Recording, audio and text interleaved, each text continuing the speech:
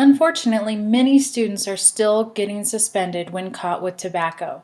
Suspension should be the very last resort. What we've found is students who get caught with tobacco and then are suspended will just go home and use the tobacco. So there's no lesson being learned there. The Believe in Yourself team has created an enforcement recommendation sheet for you to use when a student is caught with tobacco or nicotine. This sheet can be found on the Believe in Yourself website. These recommendations are aligned with the district best practices and restorative practices. You will notice a few alternative to suspension options. I will go into detail about each one later.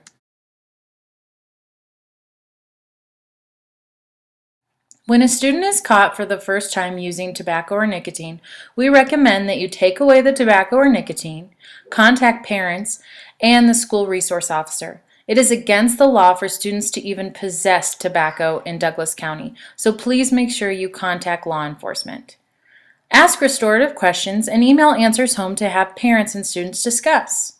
You can offer the NOT program or alternative to suspension program, which I will discuss later. And make sure you document violations in Infinite Campus.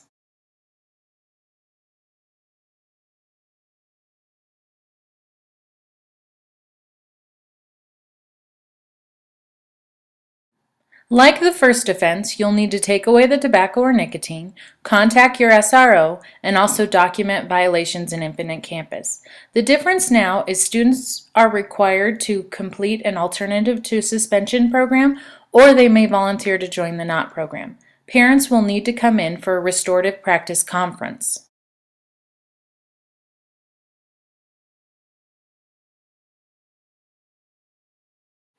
We highly recommend that if a student is caught with tobacco three or more times, that you do a formal restorative practice conference.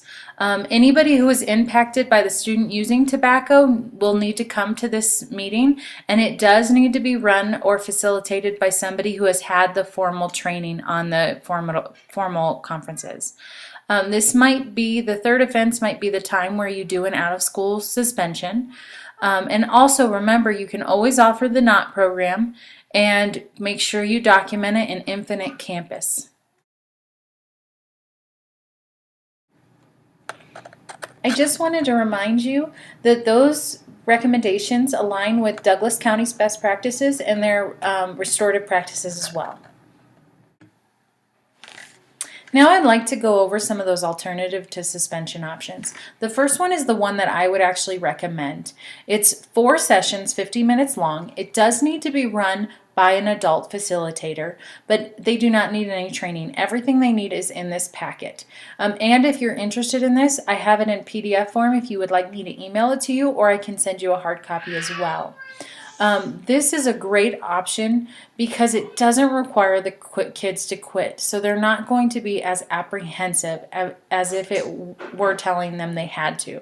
What it is it's telling them about addiction, it's talking about the marketing, it's talking about how much healthier they would be if they chose not to smoke, and it's really a pretty comfortable environment for them.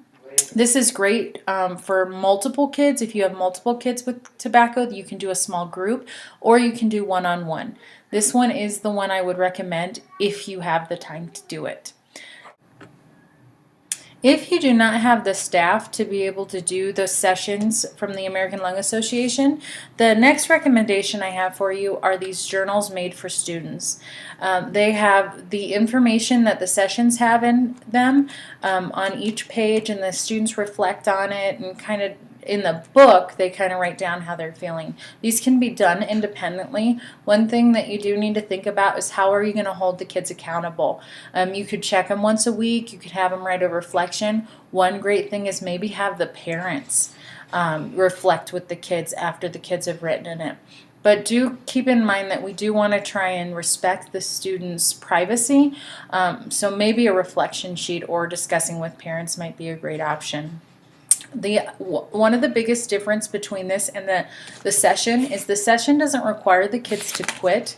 This does expect the kids to quit about halfway through, and the rest of the journal is all about how they're feeling after they quit. It is a really big journal, so if you only wanted the kids to do half of it and then give it to them and say, hey, maybe if you do want to quit, this is a great starting resource.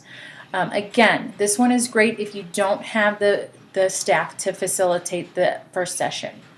And we do get these provided from the state for free, so I can get as many copies as you need. I have this one for cigarettes and for chew, but I think either one of them would align with any other tobacco products. They pretty much talk about the same things. The third option that we have for you that is not ready yet is the Second Chances program. It's actually an online program, and it goes through 3 sessions. They're each 30 minutes long. The student could do the whole 90 minutes in one session, or they could break it into 30-minute sessions, but they can't go they can't go shorter than 30 minutes. There are reflections after each 30 minutes, and again, it talks about the same kind of things. It talks about home life when there's cigarettes or when there's tobacco use. It talks about school. It talks about marketing. It talks about the community.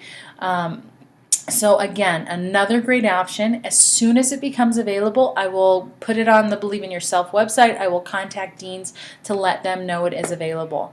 But if you have the time, the Alternative to Suspension program by the American Lung Association is the one I would highly recommend, just because you can actually communicate with the kids. You can start getting why did they start smoking. You can talk to them. They can reflect with you, have conversations, maybe have conversations with a small group of kids and connect with each other. So if you have time, this one is amazing. The last option that I talked about was the NOT program. The NOT program is a 10-week program. The kids have to voluntarily sign up for it. It's better done in small groups. The smallest amount would be 2 for sure, but you can have as many as 10. It needs to have a trained facilitator, and really it's the goal of the NOT program is to get the kids to stop smoking. It's not on tobacco. And so there's actually a quit date for the kids in the 10 sessions, and then they reflect on how they're doing after their quit date. So it's very intensive, and it's a great chance for those kids who want to quit. And so always offering it to them is a great way. There are many facilitators in the district. If you are interested in having someone at your school trained, if you don't have a trainer or if you don't have a facilitator already, I can get you in contact with the NOT director in Colorado. She's amazing. Or I can even come in and do NOT programs or the sessions for you. I'm also a facilitator. If you have any questions at all about any of the programs I've discussed, any of the violations, anything, please contact me, Cynthia Radfern at douglascounty.com. You can go to the Believe in Yourself website. It's under Student Wellness in Douglas County on the Douglas County website. Thank you so much.